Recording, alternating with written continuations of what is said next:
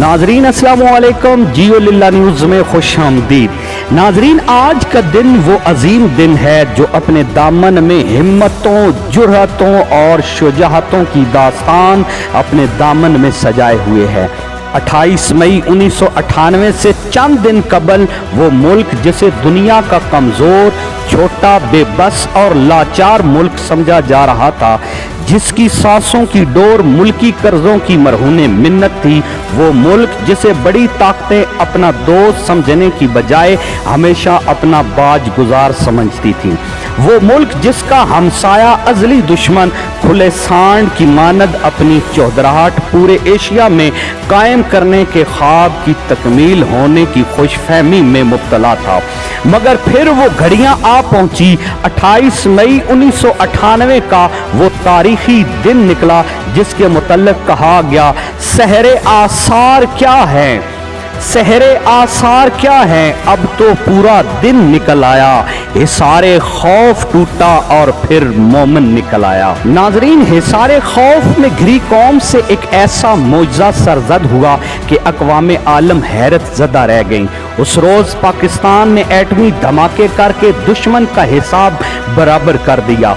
जैसे ही एटमी धमाकों की खबर की सरकारी सतह पर तस्दीक की गई तो नारे तकबीर की सदाएं ऐसी गूंजी जो थमने का नाम नहीं ले रही थी।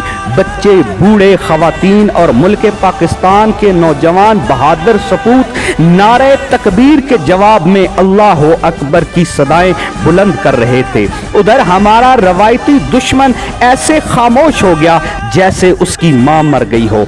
नाजरीन, मायूसी के अंधेरों में घिरी हुई पाकिस्तानी कौम का यकीन पुख्ता हो गया, इंसान की तकदीर उसके अपने हाथ में है, बात सिर्फ हिम्मत और अज़म की है। आज के दिन हम मोहसिन पाकिस्तान डॉक्टर अब्दुल कदीर खान और उनकी उस पूरी टीम को सलाम पेश करते हैं जिन्होंने पाकिस्तान को दुश्मन की जारहियत का मुकाबला करने के काबिल बनाया। नाजरीन, आइए आज हम सब मिलकर ये अहद करें कि हम अपने मुल्क की तरक्की और खुशहाली के लिए दिन रात मेहनत करेंगे।